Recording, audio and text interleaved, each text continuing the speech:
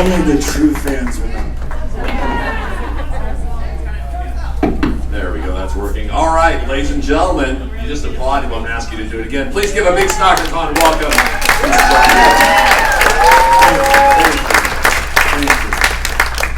So let's get started. I'm going to ask a couple of questions that I'm pretty sure everybody wants to know, and then we'll throw it open to everybody. And if you are wearing a Napoleon Dynamite article clothing, it's more likely I'm going to call it. So we'll just be straight up about that. So Napoleon Dynamite, we're approaching. First question. Who here is just like tired from walking around the con and just needed a place to rest? I got some honesty there. They get extra points. Oh, and that Jigsaw right there. Oh, no, that's a good question, actually. So we're coming up on the 20th anniversary of Napoleon Dynamite in a couple of years. It was released in 2004. It was your first major role out of college. And I know you've talked about it 1,000 times, but I'm just curious, like, the legs that this has had over the last 2 decades and everything you've done, the fact you're here today, when you reflect on it, how amazed are you? How does it feel? Good. Feels good. It's amazing. I'm glad you said almost coming up to 20. I feel like before it's the 10 year, I was like, good, we're not to the 10 years yet. Now we're almost to 20. It's it feels weird because I hear about it every day of my life, so it feels like it's just been creeping. But then when I get guys who look like they're in their 60s saying, I grew up on that film, I'm like, what? Age like this? Watching my movie just make you age poorly? It's amazing though, because you see I brag, I do brag to a lot of people saying our movie has the best fans because they're safe and they are for the most part healthy, but they're loyal and they keep bringing it to new generations. I love seeing people now who say they grew up on it. Some of them will say, hey, this is our kid who was conceived during watching the movie. But I love it. Sorry. No. And one of the things about the movie that's so great is, and I know I've heard you speak about this and the other actors. The script was just fantastic, and you guys just ran with what was there on the page, right? I mean, that was not, you didn't do a lot of ad-libbing or anything. You were just going with what's there. Yeah. Can you talk about just the greatness of that writing and what that experience was like? And that was the director's first movie, right? Yeah. That was pretty much a college project, right? Yeah. I mean, it started out, it essentially was a college project. We did a short film first called Peluca, which is like my character, and then there's like a Pedro and another kid character who is kind of like 2 Pedros. So we really just experimented almost with that, where it was all written there. It was incredible. The writing was just, this is not the kind of comedy where you're gonna, like a Judd Apatow, where you come in and you just improv everything and just ad-lib and ad-lib. This was like, no, the words are scripture, we're sticking to this. And yeah, so when we did the feature, everybody was like, yeah, no, we're not changing anything. These characters were so fleshed out and it just worked. I don't know if he was just blessed with the casting. And Efren Ramirez, if you've met him or, who plays Pedro, is like the polar opposite of his character. The guy doesn't shut up. But he's a great actor. And he was able to pull out just that like deadpan, and everybody, John Grice, who plays Uncle Rico, and Deb, the entire cast was just, we were so blessed with people who could see it and weren't there for just like a gig. I mean, you couldn't because I wasn't really paying anything, but they were just like, no, we love this script and let's have fun. Well, since you mentioned it wasn't really paying anything, I love this story. Would you like to tell the crowd how much you made for this amazing movie that has become an icon of American cinema? Well, initially I was paid $1,000, which I thought was pretty sweet, because I was a poor college student, and so I was like, oh, okay, that's pretty good chunk of change, and yeah. So since then, animation. You did a Napoleon Dynamite cartoon, but you've been doing a lot of voiceover stuff as well. What's been the evolution of Jon Heder over the years since Napoleon Dynamite? Oh, Well, I mean, I went and had a family. But yeah, there's a lot of it. I love voiceover. I love animation. I studied animation, being on the other side of the drawing pad, being able to do the voices, tons of fun. I think honestly, since Napoleon, I love pretty much every project I've worked on. I say pretty much. There might be a few here or there, but for the most part, like, I love everything I do. I think the one I was most, like, I don't know if I'd say proudest of, but just I loved it to death, was Pickle and Peanut. And wait, can you guys stand up? Because I don't think a lot of people know about Pickle and Peanut. But these are two characters from a cartoon I did with Disney Channel called Pickle and Peanut. And I played Pickle, and my friend Johnny Pemberton did the voice of Peanut. You guys can, no, you don't just stand the whole rest of the time. We can just have them stand behind you if you like. Yeah. And that was like, I mean, voiceover is so, it's weird because you could like have the time of your life doing these, like, we're creating that from scratch. We go in and we just recorded an episode before, so you're playing around with stuff. And then sometimes I'll do like, you know, animated foreign films that are just a dub. And it's just like, soul sucking and, you know, whatever. And just like, oh, this is the worst animation I've ever seen. But I'm also an animation student, so I'm a bit of a snob. But yeah, I just use that example. Like, I like so much fun doing stuff like that, and yeah, like, I don't know, the evolution. You know, I love doing whatever. Like, whether it's drama, I've done a little bit of drama. I love doing drama. Nobody ever, you know, cast me for that because of my buck teeth. Yeah, I mean. Blades of Glory is great. Blades of Glory.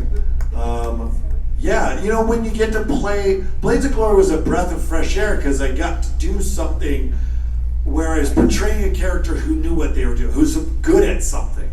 Up until then, Napoleon, down in my bench warmers, I'm supposed to just stink at everything. Like, bench warmers, like, you got Rob Schneider in the corner during, you know, scenes where he was training because he's supposed to be the good one at playing baseball, whereas David Spin and I were like hacky sacking and just messing around because we didn't have to be good. But then Blades of Glory, they're like, oh, you have to be an Olympian, you have to be a gold medalist. So then we were on a strict diet and we were like working out, and we had a masseuse on set. It was really tough, you guys. But it was like, people asked that a lot, you know, was it fun? I was like, it was absolutely fun, but it was a lot more work in a different way. You know, you're putting on dancer's belts. If you've ever worn one, you won't be the same. It's like a, you know, 24/7 wedgie. And just these incredible costumes, but hair and makeup is a whole process. And then you're working on the choreography, and then when you're not, you're back at the ice rink training and doing all this stuff. So yeah, it was work. So recently, I believe you got a couple things. You had Funny Thing About Love. Yeah. And I haven't watched a couple clips. I have to ask, G.I. Joe or Thundercats? I guess Thundercats. Okay. Yeah. I see some shrugs out there. Like, I don't know. She didn't seem to agree. I don't think. Well, you know, you might be into G.I. Joe. They're, you know, same era. And Thundercats was closer to He-Man, and I choose He-Man. Yeah. Okay, fair enough. And then you got Plan B. Plan B. And do you want to talk a little bit about that? So I have 2 films in the can, as they say. We shot Plan B about a month ago, and then Tapawingo was a movie I shot a year ago, and I then made I mean, they're independent films, so you never know exactly when they're going to come out. They might go for Sundance. But Tapawingo, if it comes out, when it comes out, it's the closest thing to Napoleon I've done, where it's like greaseball characters from a small town. It takes place in like 1980. I've got this sweet mullet and a mustache. It's awesome. So it gives you a little bit of a taste. Plan B is a romantic comedy I did, and yeah, it was a ton of fun. Well, you got those leading man looks. I mean, we know when you don't have the perm, you got the beard. I mean, come on, right? You know, this guy should be heading a movie here. I do want to ask you one more thing, then we'll open it up to questions. So if you have questions, because you mentioned improv a little bit, one of the things you did a few years ago, pre-pandemic, is you had a short stint on Critical Role. Yeah. Did that come out of the voiceover stuff? And what was that like? Do we have any Critical Role fans here in the audience? Yeah, a couple? Okay, cool. So those of you who don't know, Critical D&D? D&D is... Yeah, I was like, come on, we're at a Comic-Con. I feel like D&D should shoot right up, right? So it's voice actors who play D&D. They've been doing it for nearly a decade. If you've seen The Legend of Vox Machina on Amazon Prime, that's their stuff. But I was just curious for you walking into that with an established set of actors with no script and just kind of a vague idea. What was that like as an actor? It was a lot of fun, you know. A lot of, I mean, I've done some improv. It's always nerve-wracking, but this show, he kind of explained it. But it's, you know, it's these voice actors who get together and just play D&D. If you've ever played D&D, it's pretty loosey-goosey. They really get into the storytelling aspect. It's almost like once in an hour block, they will roll the dice and actually do some gameplay. But in between, it's like they create these characters and they're just creating a story, and they're doing the voices or just they're playing it out. So when I was a guest, it was out of the voice. So yeah, I mean, it was contacts I made in the voiceover world. But they were like, you know, you break character if you have to. You're like, because I had never really played D&D. I was like, okay, what do I do now? They're like, roll these dice to see if you kill that skeleton. I'm like, okay, sweet. But it was a great chance to do some improv and really have fun, and I loved it. So if you have 1,000 hours to spare, you can catch up, because each of their episodes are like 4 hours long. They're just playing D&D, but it's great. It's like the most popular D&D group out there that, you know, puts their episodes on, you know, the web, on Twitch, I think, or something like that. Twitch and YouTube. Okay, that's enough talking for me. Who's got a question? Raise your hand. We'll call on you. We're going to go right here in the front row, and then we'll go to you right there. Yes, ma'am. It's been a while since I've been out. Since you've taught? Yeah. It's really fun. And like we just watched Benchwarmers last night. Yeah. For fun. Watched Benchwarmers last night. It's just so crazy. But how do you prepare yourself every time like you get a new role? Like how do you find like the characteristics of like your character, and how do you find like, oh yeah, this is a nice trait that I would like to. How do I prepare myself for a role? Essentially, she's asking.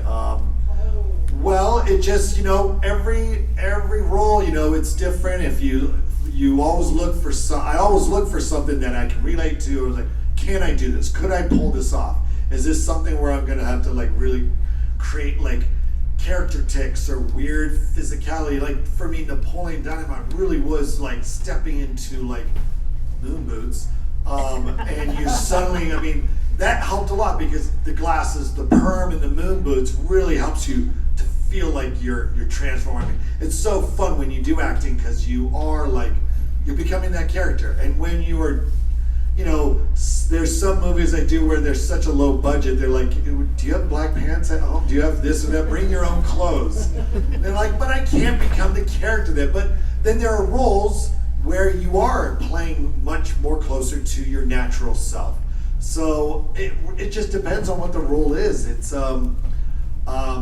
you know, if it feels like it's a little bit more outside of who I am naturally, then I just read the role over and over and go over the lines. And the more and more you go over the lines, you find little quirks or little physical traits that you just try out. You're just trying them out. Like, let me try it like this. Let me try it like this. And sometimes it's really just, you know, you find it there on set, because once you're in costume and once you can plan as much as you want, and then sometimes it's last second changes, like, oh, well, because I'm wearing this, and because my hair is like this, because my makeup is like this, you know, you just becoming Jimmy McElroy in Blades of Glory. It was just so easy. Like I have this I look so pretty that you're just like, I just want to like float away, and it's like, and you find it, and it helps when I love the really extreme characters. Okay, right there we have a Great question. The blessed shirt.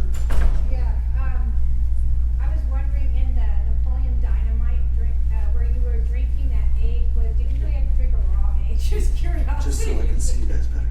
Yeah, the egg scene in Napoleon was, it was gross. It was orange juice with a couple cracked eggs in it. Every time they did a new take, I'd be like, don't you gotta take that old yolk? No? And you're just gonna add another egg? You know. So yeah, you just, what you see is what you get in that movie. There's no special effects or stunt doubles or egg doubles or chicken handler doubles. It's like what you see is what you get. Okay, we're gonna go to the gentleman with the Duff beer hat, and then we're gonna go to the front row here. Tough beer for me. Question about the Napoleon Dynamite animated series. Yeah. I loved it, and like I have to convince people that it ever existed. People still believe. Whatever happened with that, how was it? It was great. I loved it. I mean, if you don't know it exists, it exists. We did it for Fox Network. They was like, supposed to be on like after Simpsons or something, and we did 6 episodes, and that's all they ordered. And I think they might have done more if we aired during the Super Bowl. Sometimes we were like, well, was it bad timing? I don't know. I love doing it, and it was like doing a sequel. So whenever people bug me about a sequel, I say just go watch the 6 episodes back to back. It's about the same length as a sequel. But we had all the original cast back doing the voices. It's exploring some of the stuff that we would have explored if we did a sequel. Like, if Ligers really were hanging out in town, there's a whole episode about that. So yeah, I loved it. I loved it. We're gonna go to the front row right here on the corner, and then we'll go to actually Jigsaw and then Pedro. Did you ever take anything from set on like your last day of Napoleon Dynamite? Or Did I take any memorabilia? Yes. And if you did, what'd you take? Yeah. Oh yeah. I walked away with a lot of the stuff that was in Napoleon's bedroom, like the Pegasus Crossing sign. There was like a unicorn poster, a wizard, and a dragon. Like some of that stuff I took. I also had a lot of the clothes. I still have the what's it called? The hammer pants with the top pocket, and it's still got crumbs in it. 20-year-old tater tots. Yeah. Oh, coming on to 20-year-old tater tots. Let's remember. Well, it was filmed before it came out. Come on. Okay, Jigsaw, please don't hurt us, but speak way up so we can hear you. I hope you want to play a game. In the movie, you took a VCR from my thrift shop, Yeah. and you learned how to dance. Yeah. Is that true? Then I You ever learned to dance from that took the VCR? Yeah, the VCR was there. The VHS, yes, Dequan's dance grooves. Yeah. That was fake. The dance moves were from here. Yes,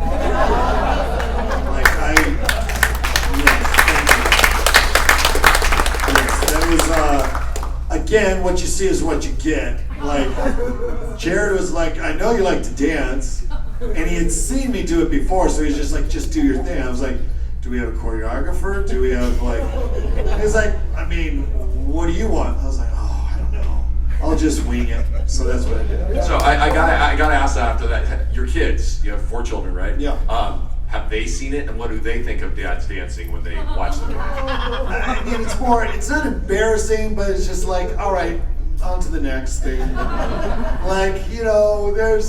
I don't know if they've ever, they've seen it, and they're all at different stages. There's some eye rolling right now. I think it's funny. My 8-year-old is just like, will tell anybody, oh yeah, Napoleon Dynamite. I was just like,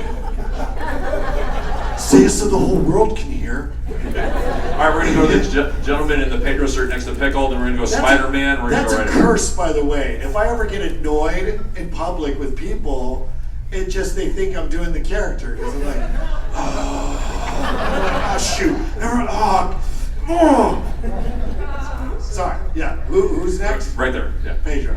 John, first of all, I want to say thank you for coming to Stockton Con. It's great having you. Thank you for having me, Stockton. Stockton and friends. Stockton and Sacktown. And a little bit of SFO. My question is, could you talk a little bit about the differences between a production like Napoleon Dynamite and a bigger budget, other than the masseuse, at like Blades of Glory, and how was Will Ferrell? Lots of differences. Napoleon being my first film, and it's still the nearest and dearest to my heart. I loved it. We don't have trailers on Napoleon. We were hanging out in the corners of set. Again, I didn't know what I was missing, so I didn't care, and I still don't care. But Blades of Glory, big old trailer, kind of lonely, you know, you're in there. And I loved hanging out with, like, since Napoleon, it still feels like, no, I want to hang out with the crew or in the cast if they'll have me. So, you know, big differences there. Like, I mean, Benchwarmers, I remember, it was a Adam Sandler production. He was renowned for having the most incredible craft services and catering. We had squat on Napoleon. We had the same Mexican restaurant every lunch. So there's no choices. But I gained 15 pounds doing Benchwarmers because they had chocolate cake and sushi and lobster every meal. I was just like, oh my gosh, I didn't know how to like stop myself. I kept eating and eating. And but what was the same is like the people. Like Napoleon, these people were the other cast, the crew, everybody was all in. They loved it. And you feel that love, and I love working with them. We're close to this day, and Will Ferrell was just like, what was weird is it was originally going to be me and Ben Stiller as Chaz Michaels. And it was his production company who made the movie, and he couldn't do it before we started shooting due to like some conflicting schedules. And I was really bummed, and then he was like, well, we'll get Will Ferrell. I was like, okay, that's pretty cool. Fine, if you're gonna get some. And I was just like, oh, way. So, and Will, the first time we met was on the ice to start training. And so he was very humbled by the ice because he was not good on the ice. Almost everything you see him, he has wires that have been removed, you know. And so it was really cool to work with him in that arena because he's like the comedy king and I became the ice king. So we just, it worked really well. It was great. So, yeah. All right, we have this young person right here, the Spider-Man. Spidey, what's up? Did you ever improvise a scene? Did I ever improvise a scene? Are you talking about a Napoleon Dynamite? Anything, yeah. I mean, like a Napoleon, you know, you're not improvising a lot, you're sticking to the script. There was one moment where Tina, that fat lard, would not eat the food. But in the script, it says Napoleon feeds it and Tina eats the food. And so when she went, I was like, thinking like, what do I do? This llama's not eating the food. So then I just started yelling at the llama. So that was a little improv, like, just eat the food and just throwing the food. So I was like, I don't know what else to do. This llama's not gonna eat the food. And yeah, there was probably a couple of moments in Blades of Glory where, you know, Will liked to like improv or try different things. And so we would like, whenever we were arguing, we'd kind of make up some, you know, crap or something like that. And you know, Benchwarmers, we probably did. A lot of times it was improv, but not so much improv, but just trying different jokes. Especially when you do comedy, they love to do that. Like, okay, we got this joke, and now for the next take, let's try this out. Instead of talking about French bread, let's talk about steroids and macaroni this time. Let's see how that works. And I'm like, what are you talking about, steroids and macaroni? Well, because, you know, Clark likes it. It makes his pee-pee small. So yeah, there's been some improv. It's fun. We're gonna go right here. Yeah, this is a question about Surf's Up. What was it like recording with Shia LaBeouf and Zoe Deschanel? Because in animated movies, you guys don't get to like record together and actually individual.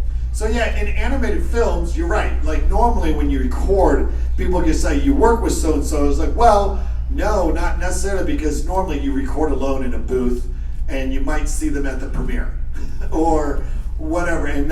But in this movie, in Surf's Up, it was supposed to be like a documentary style. So they wanted it to feel as real as possible. So they actually, Shia LaBeouf, Zoe Deschanel, we were all in the same room. It's like we had microphones, but it was like in a big room, and we could actually walk up to each other. We talk and we mess around and we do different takes because that was a lot of improv because it really was like kind of a bare bones script. They wanted it to feel like it was unscripted and it's like a documentary style. So yeah, it was really cool to work with them. But yeah, most of the time, Pickle Peanut, Johnny Pemberton, who plays Peanut, I'll just look at you guys because you're dynamite. But we actually recorded a lot of our episodes together because it was very much just a two-man job. So he'd be at a microphone right next to me, and we'd just say our lines. We'd kind of change things up, tons of fun. So yeah, you're lucky if you get to work with some of the cast. A lot of times, more often than not, you're just in a booth alone. I did an episode of Korra of Avatar. You guys fans of The Last Airbender? And I did a couple episodes, but the first time doing that it was weird. But they had the entire cast in one room, and I was freaking out because I was like, oh my gosh, like I knew all these people, and there's some famous names in there, and Korra. I mean, everybody was in there. So it just depends on the production and the writing, and they get into rhythm, and sometimes they're like, oh, we could just whip these out and have the whole cast boom, boom, boom. So yeah, I mean, it's different every time. All right, we're getting close on time here. We had this person right here. Hi. Hello. So I had kind of an idea. I mean, now that we're An coming up on idea. She's gonna pitch me a movie, No, not right now. and everybody just smile, even if it's like something dumpy. I'm just kidding. So coming up on the 20th anniversary of Napoleon Dynamite, would you be open to doing like a reboot, like a sequel kind of thing, like the 20 years later? Like where would you see him? Because we get That's a good we get a question. little bit of what Kid was up to, like after the camera stopped rolling. But Yeah. what happened to you? That's a good question. Because like if we did, I feel like if we actually did a sequel, and there's no plans, but I feel like it would have to be real time. I don't think you'd want to do like, oh, it's his senior year now of high school or something. So Napoleon, I think, Napoleon was charming when he was a teenager. I think if he entered the real world with adult responsibilities, we're talking like a black and white drama piece. I feel like it's black and white, it's winter time. Napoleon has lost his curls, and so he just shaves his head now. He's got like adult braces on, and he is trying to make ends meet because he's got like maybe one illegitimate kid from like a previous marriage, which is great for a movie because it starts out low and he's got to work his way up. I think he wants to get back with Deb, right? But he's really got to work his butt off. He's got to earn that. Well, in the meantime, like Pedro's probably like running for congressman or something like that. He made it work out with Summer, and they've got kids, and so maybe they team up to go get Uncle Rico out of prison because some of his YouTube channels, like broke some laws or something like that. So now and then he's got to enlist the help of Kip, who I think is, happily married to LaFonda. And so they got to team up, get him out of jail while Napoleon grows as an adult now. So it's still a coming of age, but it's like a 40-year-old coming of age story or something. There's got to be cage fighting, right? I keep thinking like, how do you top a dance scene? And I think Cage the secret fighting. would be Napoleon comes in and he's like martial arts all the way. He just starts kicking butt, right? Maybe some homemade nunchucks, and everybody thinks, oh, it's just homemade nunchucks, but he like put metal in there, so he's just like truly destroying jaws, like breaking faces. Napoleon Dynamite 2 has an R rating, is basically what we're saying. Well, no, we still got to hold on to our core audience. Okay, fair enough. But it's graduated from PG to PG-13. Fair enough. Okay. Yeah. Well, we're gonna have to stop it there, unfortunately, because we're out of time. But John, where can people find you online and follow what you're doing? Oh boy. Well, when I am on social media, which is rare, you can't find me on yeah, just Instagram.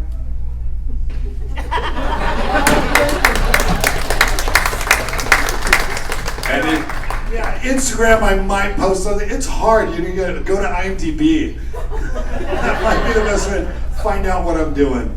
fair I enough. should post more often. Well, you can hire people for that. Yeah, I'm getting into the NFT world, the metaverse. Look for Sandbox. If you don't know what the Sandbox is, at the end of the year, I'm creating a world in the Sandbox. So I'm getting back into art. You're gonna see some very Liger-esque drawings. If you don't know what a Tygon is, anybody heard the Tygon? Yeah. Anybody know about my Tygons? Look up John Heater Tygons. There could be some explosions happening by the end of the year. It's pretty fun. Well, hey, ladies and gentlemen, let's give a huge Stockton concert. Thank you.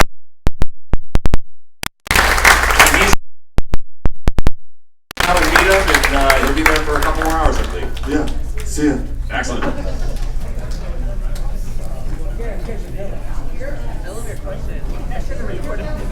All right, ladies and gentlemen, so coming up here almost immediately, we're going to be talking all things cosplay with our cosplay guests. So stick around if you are leaving. Thanks for coming out. If you are sticking